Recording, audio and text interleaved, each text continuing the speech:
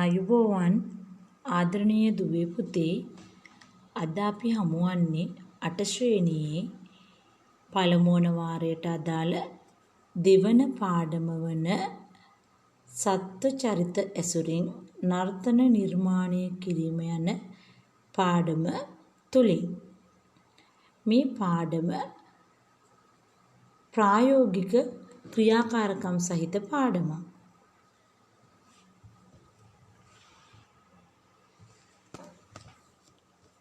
අපස සාමාන්‍ය පෙළ විභාගයේ ප්‍රායෝගික පරීක්ෂණයේදී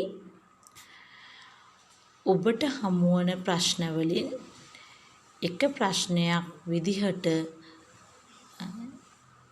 කිසියම් සිද්ධියක් ඇසුරින් චරිත නිරූපණය කියන ක්‍රියාවලිය ඔබට හමු වෙනවා. එතකොට ඒ චරිතය සාර්ථකව නර්තන මාධ්‍යයෙන් ප්‍රතිනිර්මාණය කරන්න ඔබට මහඟු අත්වැලක් වෙනවා මේ පාඩම. එතකොට දුවේ පුතේ අපි සත්ව චරිතයක් ඉදිරිපත් කිරීමේදී අපේ නර්තනය ඒ සඳහා උපයෝගී කරගෙන නර්තනය මාධ්‍ය කරගෙන නර්තන මාධ්‍යයෙන් තමයි අපි මේ චරිතය නිරූපණය කරන්නේ. බොහෝ විට ඔබට සත්ව චරිතයක්ම කියලා ප්‍රශ්නයක් එන්නත් පුළුවන්, නොඑන්නත් පුළුවන්. එහෙම නැත්නම් ඔබට ඉදිරිපත් කරන සිද්ධිය සඳහා සත්ව චරිතයක් අදාළ කරගත හැකි අවස්ථා එන්නත් පුළුවන්. ඒ කුමන ස්වරූපයකින් ආවත් ඔබ හොඳ අවබෝධයකින් සිටිය යුතුයි. ඔබට ලැබෙන චරිතය තුල නර්තනය මගින් එය ක්‍රියාත්මක කරවන්නේ කෙසේද යන්න පිළිබඳව. දුවේ පුතේ අපිට නර්තන මාධ්‍යයෙන් ඉදිරිපත් කිරීම සඳහා ලැබී තිබෙනවා සත්ව චරිත 6ක්. අලියා, සිංහයා, කුකුලා, අශ්වයා, මොනරා සහ කුස්සා යන චරිත. නර්තන මාධ්‍යයෙන් සත්ව චරිත නිරූපණය කිරීමේදී අපි ඒක අපිට නිකම්ම කරන්න පුළුවන් දෙයක් නෙමෙයි. අපි ඕනෑම දෙයක් කරන්න කලින් කිසියම් අත්දැකීමක් විඳින්න ඕනේ. එතකොට හොඳ නිරීක්ෂණයක් කරන්න ඕන අපි සත්ව ලෝකයේ ගැන, විශේෂයෙන් අපි ඉදිරිපත් කිරීමට අපේක්ෂිත සත්ව චරිත පිළිබඳව, ඒ සත්වයන්ගේ හැසිරීම්, චර්යා රටා, ඔවුන්ගේ ගමන් විලාස, ඔවුන් ආහාර ගන්නා ඉරියව්, ඔවුන් විරුද්ධ ලිංගිකයන් සමග ඔවුන් දුටු විට උදාහරණයක් විදිහට මොනරෙක් සහ සෙබඩක් ගේ හැසිරීම් කොහොමද, කුකුලෙක් සහ කිකිලියගේ හැසිරීම් කොයි වගේද, ඒ වගේ ඔවුන්ගේ හැසිරීම් පිළිබඳ පුළුල් විශේෂේත්‍රයක් අපි නිරීක්ෂණය කළ යුතු වෙනවා. මේ චරිත තුල අලියා, සිංහයා සහ අශ්වයා යන සිව්පා සතුන් වගේම මොනරා, කුකුලා, උකුස්සා වැනි දෙපා සත්වයින්ගේ හැසිරීම් රටා එකිනෙකට වෙනස්. මේවා විවිධත්වයකින් යුක්තයි. ඒ විවිධත්වය හඳුනා ගන්න දුවේ පුතේ අපි සෑම සත්වයකගේම බාහිර ස්වરૂපය හොඳින් නිරීක්ෂණය කරන්න ඕනේ. හැසිරීම් රටාව හොඳින් නිරීක්ෂණය කරන්න ඕන. ඔවුන්ට අනන්‍ය වෙච්ච ඔවුන්ගේ සුවිශේෂ ලක්ෂණ හොඳින්ම නිරීක්ෂණය කර ග්‍රහණය කර ගැනීම තුළින් පමණයි අපිට සාර්ථක ලෙස සත්ව චරිතයක් නර්තන මාධ්‍යයෙන් නිරූපණය කළ හැකි වන්නේ. ඔබට මේ සත්ව චරිත නිරීක්ෂණය කිරීම පිළිබඳ යම් ගැටලුවක් මතුවෙන්න පුළුවන්. සාමාන්‍ය අපි ජීවත් වෙන පරිසරයේ අපිට බෙහෙවින්ම දැකගත හැකි වෙන සතුන් තමයි කුකුලා, උකුස්සා වගේ චරිත. හැබැයි කුකුලා කියන චරිතය බොහොම සමීපව අපිට දැකගත හැකි වුවත් උකුස්සා කියන චරිතය අපිට එහෙම දැකගත හැකි වෙන්නේ නෑ. බොහෝ විට ඉහළ අහසේ පියාසර කරන අවස්ථාවක් පමණයි ඒ සතාගේ අපිට දැකගත හැකි වෙන්නේ. ඊළඟට අනිත් සතුන් ඇත්තෙන්ම අපි ජීවත් වෙන පරිසරය තුළ සමීපව අපිට දැකගත හැකි වෙන්නේ නෑ. හැබැයි දුවේ පුතේ ඒ ගැන අපිට කිසිම පැකිලීමක් තබා ගැනීමට අවශ්‍ය වෙන්නේ නැහැ.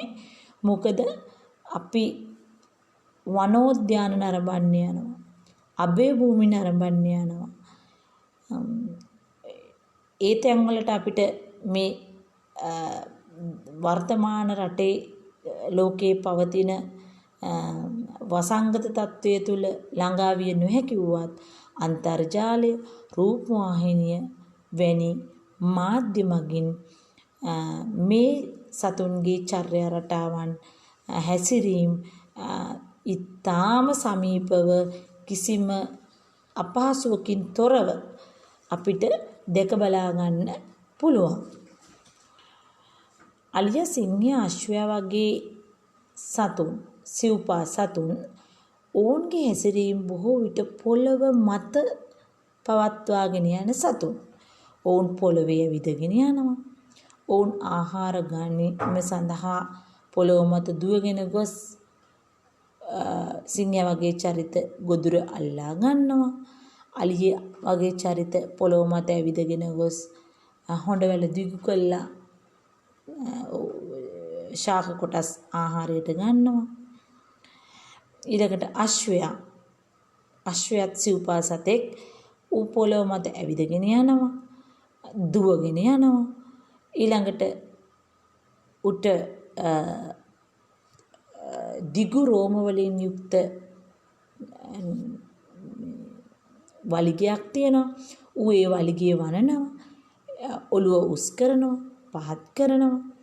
එවැනි හැසිරීම් රටා සියල්ල මේ පොළව මත තමයි අපිට දැකගත හැකි වෙන්නේ.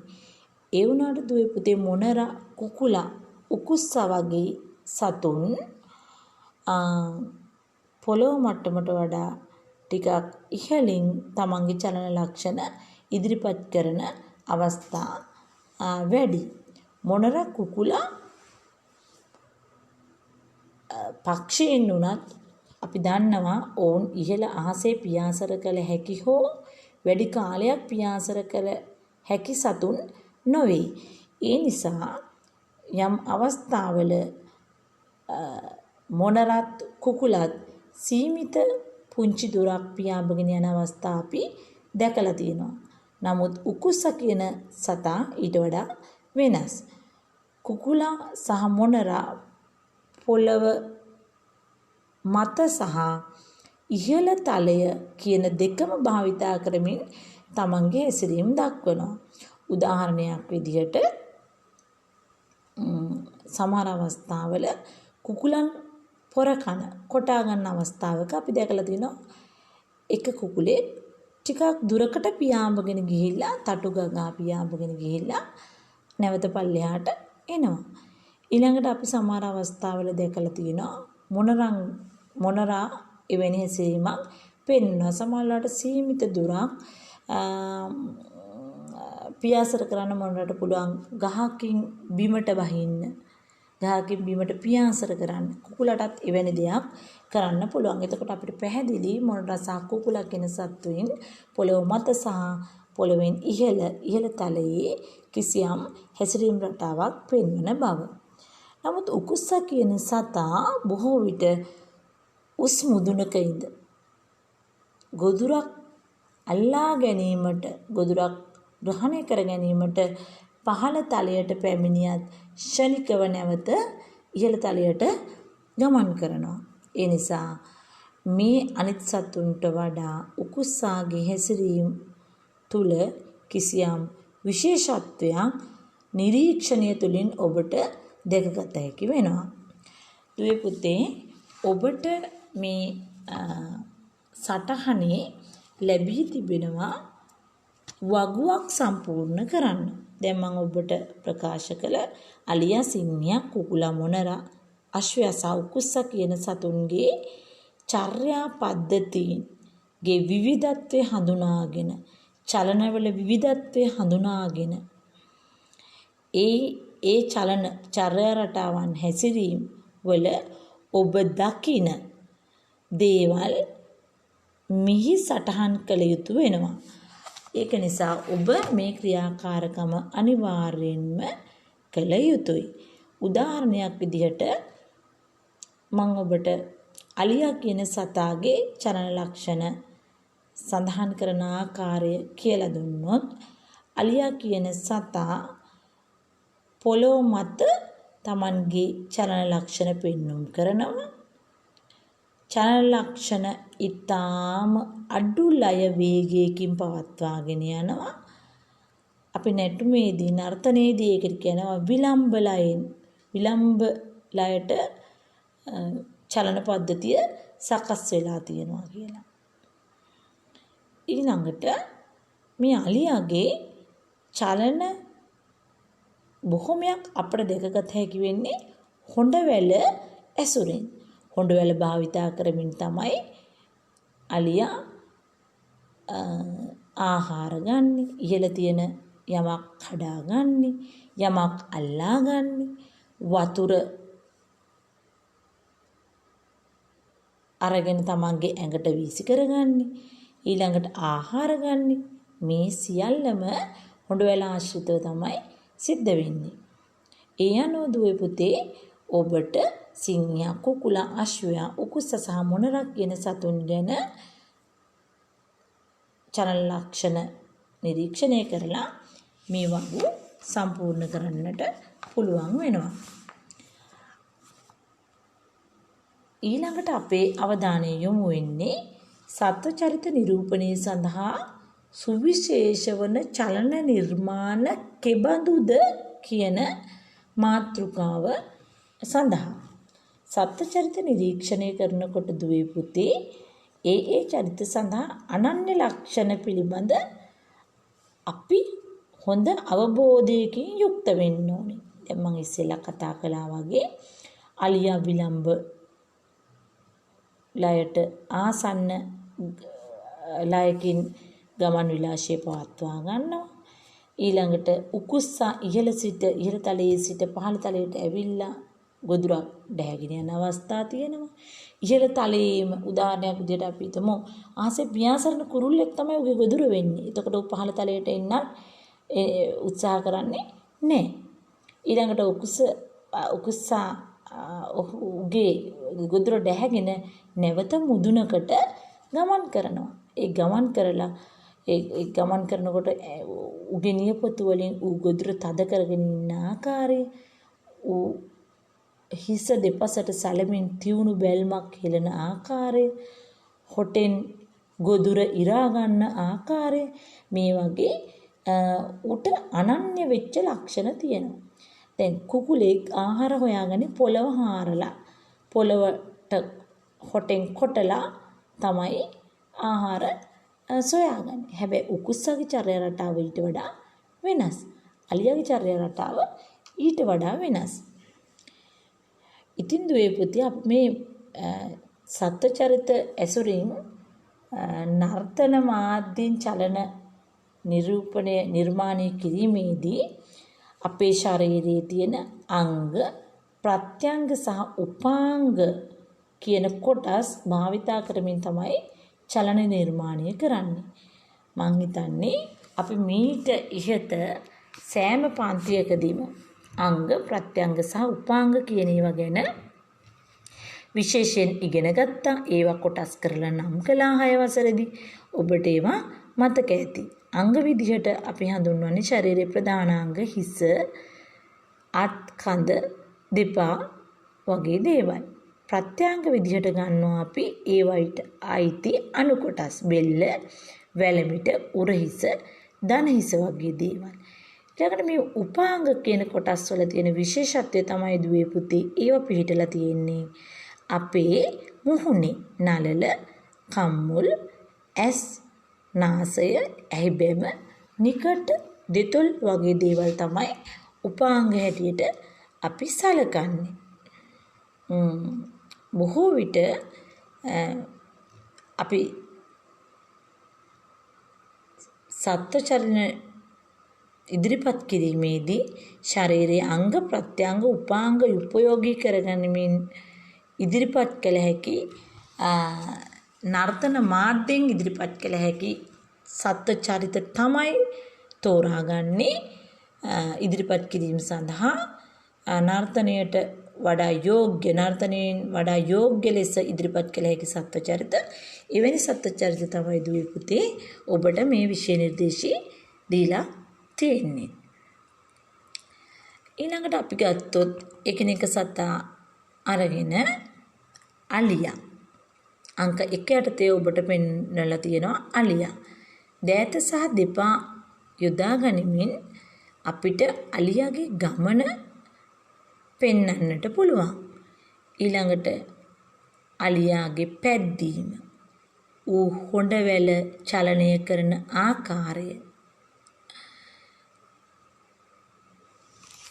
හොඬවැල උපයෝගී කරගෙන කිසියම් දෙයක් අරගෙන කටේ දාගන්න ආකාරය, ඊළඟට වතුර නාන ආකාරය, මේ හැම චලනයක්ම ඉදිරිපත් කිරීමේදී කිසියම් තාලයක් හෝ රිද්මයක් අනුව තමයි අපි නර්තන මාධ්‍යයෙන් ඉදිරිපත් කිරීම වැදගත් වෙන්නේ. එතකොට දුවේ පුතේ අපි පාසලේදී නම් ඔබට මේ සඳහා සංගීත ඛණ්ඩයක් එහෙම නැත්නම් බෙර වාදනයක් වගේ දෙයකින් උදව් කරනවා. ඒ වගේම ඔබ විභාග ශාලාවට ගියාම ඔබට විභාග ශාලාවේදී ඒ පහසුකම ලැබෙනවා. අපි මේ ඉගෙන ගන්න පාඩම ඇත්තටම පන්ති කාමරය තුල ප්‍රායෝගික ක්‍රියාකාරකම් සමුදායක් ඇසුරෙන් ඉගෙන ගත යුතු පාඩමක්.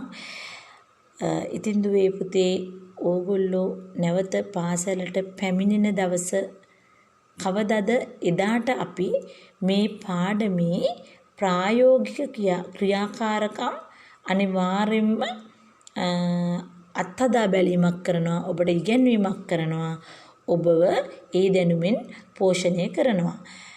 ඒත් මේ රටේ තියෙන අවාසනාවන්ත තත්ත්වය යටතේ අපිට මේ විදිහට ඉගෙන ගන්න සිද්ධ වෙලා තියෙනවා. එතකොට මේ නර්තනයේ ප්‍රායෝගික පාඩම් වලට අදාළ න්‍යායාත්මක කොටස් ඔබට ලබා දීමේ අරමුණින් තමයි ප්‍රායෝගික පාඩමුත් කිසියම් මට්ටමකින් ඔබට උගන්වාගෙන යන්නේ. එතකොට ඔබට නිවසේදී හෝ කිසියම් අත්හදා බැලීමක් ඉදිරිපත් කිරීමක් කරන්න පුහුණුවක් ලබා ගන්න පුළුවන්. ඊළඟට දුවේ පුතේ අපිට දෙවැනි අංකයේ යටතේ අශ්වයා සහ සිංහයා කියන චරිත පෙන්වලා තියෙනවා. මේ දෙන්නත් අලියා වගේම සිව්පා සත්වයින්. හැබැයි අශ්වයාගේ හා සිංහයාගේ ගමන් විලාස දැක්වීම සඳහා සුදුසු තාල රිද්ම අනුව තමයි අපි අංග ප්‍රත්‍යංග සහ උපාංග හැසිරවිය යුත්තේ. මොකද අශ්වයා කියන්නේ වේගවත් ගමනක් සහිත දුවනකොට වේගවත් ගමනක් සහිත සතෙක්. ඊළඟට අශ්වයා ඇවිදගෙන ගියත් අපිට පේනවා යා පොළොව මට්ටමින් කකුල් උස්සලා ගන්නකොට අමුතු පැනීම් චලනයක් වගේ දෙයක් ඒ සතාගේ හැසිරීම තුළ තියෙනවා. ඊළඟට සිංහයා ගත්තොත් සිංහයා බොහෝ විට නිහඬව ඇවිදගෙන යන චරිතයක්. ගොදුරක් දැක්කහම ඔහුගේ ගමන් විලාසය හැසිරීම රටාව මදක් ඊට වඩා නිහඬ වෙලා ඊළඟ මොහොතේ ඌ ඊටාම වේගවත් විදියට ඊටාම සූක්ෂම ලෙස තමන්ගේ චලන මුදා හරිනවා. ඒතර මේ හැම දෙයක්ම අපි ග්‍රහණය කරගන්න ඕනේ මේ චරිත නිරූපණය කරද්දී. ඊළඟට දුවේ පුතේ අපිට ලැබෙන්නේ මොනරා සහ කුකුලා කියන චරිත. මේ දෙන්නම සිහින් ගෙලක් සහිත බෙල්ල ආශ්‍රිතව විශේෂ චලන සමුදායක් ප්‍රදර්ශනය කරන සතුන්. එතකොට මේ සත්තු දෙන්නගෙම දැන් මොනරා කුකුලට සාපේක්ෂව විශාල ශරීරයක් තියෙන සතෙක්. මේ දෙන්නගෙම සිහින් ගෙලක් තියෙනවා නැමුණු. මේ ගෙලේ අලංකාර සියුම් පිහාටු දක්නට ලැබෙනවා. එතකොට මේ ග්‍රීවය එහෙම නැත්නම් ගෙල චලනය කිරීමේදී අමුතුම විචිත්‍රත්වයක් සුන්දරත්වයක් අපිට විද්‍යාමාන වෙනවා. එතකොට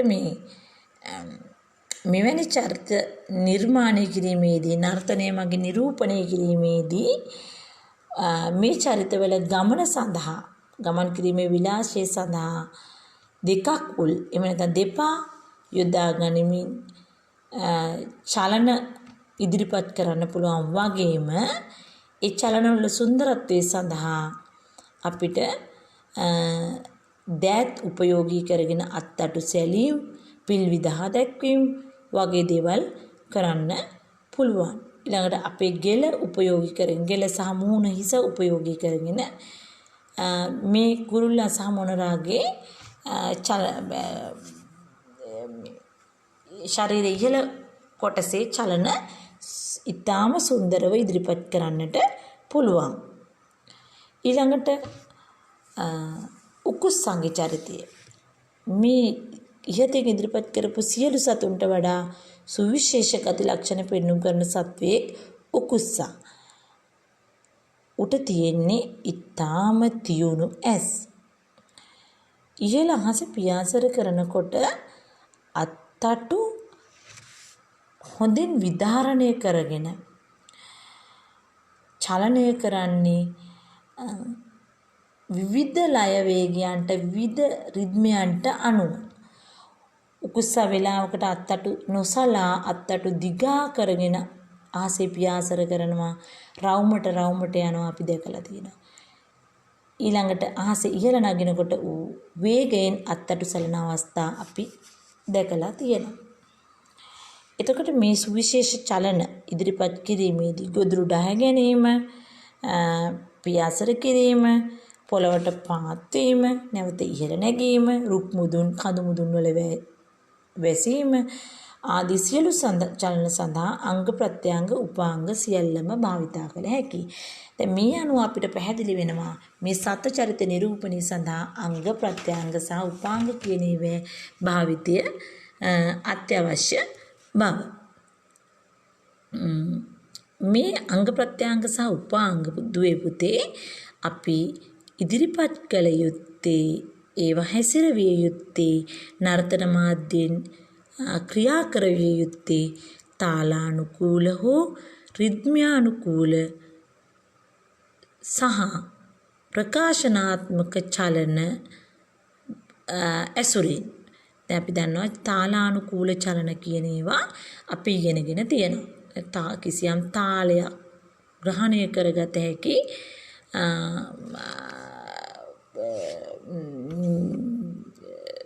ක්‍රමවේදයකට අනුගත වන විලාසයකට අපි කියන තාලානුකූල චලනයක්. රිද්මයානුකූල චලනය බොහෝ විට තාලානුකූල චලනයට වඩා වෙනස් රිද්මය තුල කිසියම් තාලයක් තිබිය හැකි. හැබැයි ඒකාකාරී තාලයක් නොවේ රිද්මය තුල තියෙන්නේ. ඊළඟට ප්‍රකාශනාත්මක චලන කියන්නේ දුවේ පුතේ ගොඩක් වෙලාවට අපි මුහුණින් හැඟීම් ප්‍රකාශ කිරීම මේකට අයිති වෙනවා. මූණ සහ අපි අංග ප්‍රත්‍යංග උපාංග අංග ප්‍රත්‍යංගත් මේ සඳහා පාවිච්චි කරන්න පුළුවන්. ඒ ගැන අපි ප්‍රායෝගිකව පාඩම අත්හදා බලනකොට වැඩිදුර කියලා දෙන්න බලාපොරොත්තු වෙනවා. ඊළඟට පුතේ විවිධ තලවලට සහ දිශාවලට ගමන් කරන රංග රටා මැවෙන නිර්මාණ කිරීමෙන් සත්ත්ව චලනවල අනන්‍යතාවය ප්‍රදර්ශනය කළ හැකි බව අපි හඳුනා ගන්න ඕනේ. අපිට ඒ කියන්නේ දැන් නර්තනයේදී අපි පාවිච්චි කරනවා පහළ තලය, මැද තලය සහ ඉහළ තලය කියලා තල තුනක්. ඊළඟට දිශා ගණනාවක් අපි ඉගෙන ගන්නවා නර්තනයේදී පාවිච්චි කරන. මේ දිශාවලට දිශා පාවිච්චි කරත් තල පාවිච්චි කරත් අපි මතකයේ තබා ගන්න ඕන අපිට ඉදිරිපත් කරන්න යන චරිතයේ අනන්‍යතාවය තහවුරු කරගනිමින් අනන්‍යතාවය රැකෙන පරිදි තමයි අපි මේ ඉදිරිපත් කිරීම කළ යුත්තේ කියන එක. එතකොට එහෙම නැත්නම් මේ චරිතය ඉදිරිපත් කිරීම කිසියම් අසාර්ථකතාවයක් කටපත් වෙනවා. ඊළඟට දුවේ පුතේ අපි බලමු විවිධ අවස්ථා ගොඩනැගෙනසේ චලන අනුපිළිවෙලින් නර්තනයට යොදාගන්නේ කෙසේද කියන එක. දැන් අපි කිසියම් දුවලට පුතාලට චරිත නිරූපණයක් කරන්න දුන්නොත් අලියෙක්ගේ චරිතයක්. එහෙම නැත්නම් ඇතෙක්ගේ චරිතයක්. ඕක තුල ඔබට ලැබෙන්නේ කිසියම් සීමිත හඳුන්වා දීමක් පමණයි.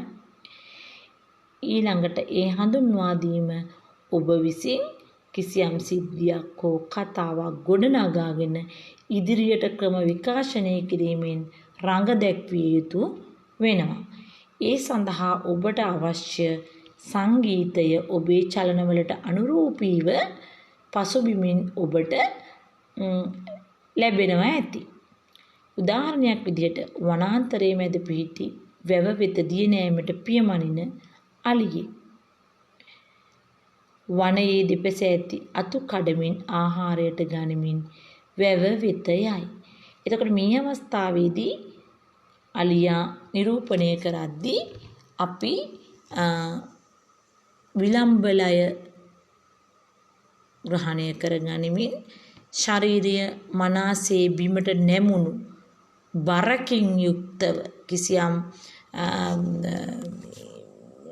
ගාම්භීර දෙවන්ත ශරීරයක් උසුලා යන ස්වරූපයකින් අපේ ශරීරය හසුරවන්නට වගා බලා ගන්න ඕනේ. ඊළඟට ඒකේ කියනවා දිය පිරුණු වැවට බැස ජලයේ දිගාවි ජල පහසුව සලසා ගනිමින් සිටි. දැන් දිය පිරුණු වැවට බහින අලියා බහින ස්වරය අපි ග්‍රහණය කරගන්න ඕන. අපි ඒක දැකලා තියෙන්න ඕනේ. ඒක මනාව නිරූපණය කරන්න ඕන. සාමාන්‍යයෙන් මාළුවෙක් ජලයේ දඟලන තරම් වේගයෙන් අලියෙක් එහෙම කරන්නේ නැහැ. ඊළඟට අලියා වතුරට බහින්නේ බොහොම හිමින්. ඊළඟට ඔහුගේ විශාල ශරීරය සිරුර ජලය මත ගිල්වන්නේ ඊටාම සෙමින්. ජලය මත පෙරලෙන්නේ ඊටාම සෙමින්. ඊළඟට මේ අලියා තම හොඬවැල උපයෝගී කරගෙන හොඬවැලට උරාගත් ජලය තමන්ගේ පිට මතට හිස මතට වීසි කරගනිමින් දිය නෑම සිදු කරන ආකාරය හරිම චමත්කාරජනකයි. මෙය අපි හොඳින් ග්‍රහණය කරගෙන ඉදිරිපත් කිරීම කළ යුතුයි. මේ සිද්ධියේ අපිට කියන අවසානයේ හොඬවැල දිගු කර අසලින් නෙලාගත් නිලුම් මල එහි දවටාගෙන අසල විහාරයට ගොස් নমස්කාර කරයි. ඒතර දුවල පුතාලා සමහර අවස්ථාවල දැකලා ඇති කතරගම කිරිවිහිර වඳින්න ගිහිල්ලා තියෙනවා නම් ඒ කිරිවිහිර වන්දනා කරන්න උදේට එනවා ඇතා.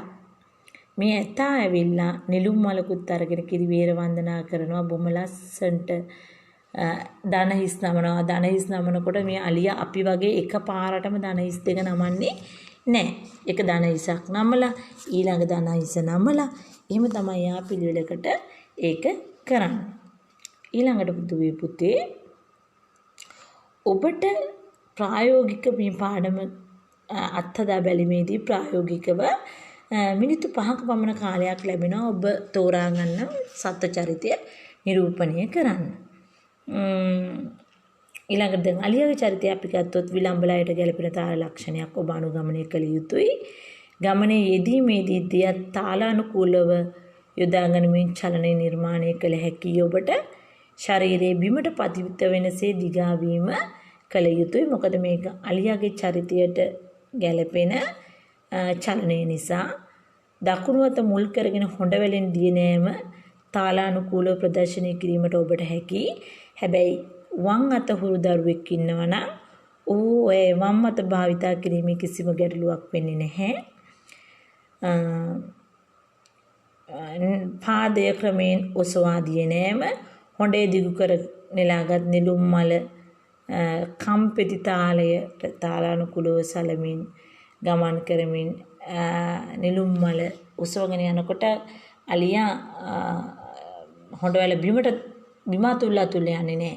හොඬවැල උඩට නමාගෙන තමයි යන්නේ. ඊළඟට දුවේ පුතේ හොඬවැල ඔසවා පාද බිම තබමින් නමස්කාරණ කරන අවස්ථාව. දැන් සමහර වෙලාවට ඔබට හිතේ ඔබ අලියාගේ චරිතය නිරූපණය කරනකොට එහෙම නැත්නම් මේ වෙනත් චරිත නිරූපණය කරනකොට හැම විටම අතපය හොඬවැල එකම ඉරියව්වක පිහිටුවා ගත යුතුද කියන්නේ. නෑ එහෙම නෑ දුවේ පුතේ මේක නිර්මාණ කාර්යයක්. සමහර අවස්ථාවල ඔබට මේ දැන් අපි ප්‍රායෝගිකව පාඩම කරද්දී එක කියලා දෙනවා සිංහයා ගොදුර ඩෑ ගන්න අවස්ථාවේදී අපිට කකුල් අතර බිමට තියාගෙනම අපි ඒක කරන්නේ නේ. අපි සිංහයාගේ රෞද්‍ර විලාශය පෙන්නනවා අපේ ඇඟිලි උලුප්පල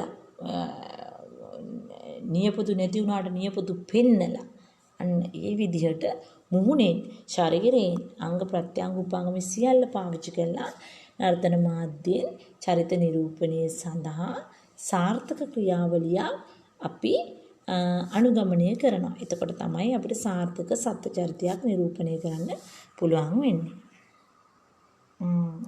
ඔබේ මේ දුවේ පුතේ ඔබට පැවරුමක් ලැබිලා තියෙනවා මේ මාතෘකාව යටතේ. ඒ පැවරුම ඔබ අනිවාර්යයෙන්ම සිදු කළ යුතුයි. වනසිරියේ නරඹමින් තටු විදහා සතුටින් නරන මොනරේ හදිස්සියෙම දඩයක් කරුවෙකුගේ උගලකට තම පය හසු වී අසරණ වෙනවා. ගැලවී යාමට උත්සාහ කළද එය අසාර්ථක වීමෙන් දුකටපත් වෙනවා.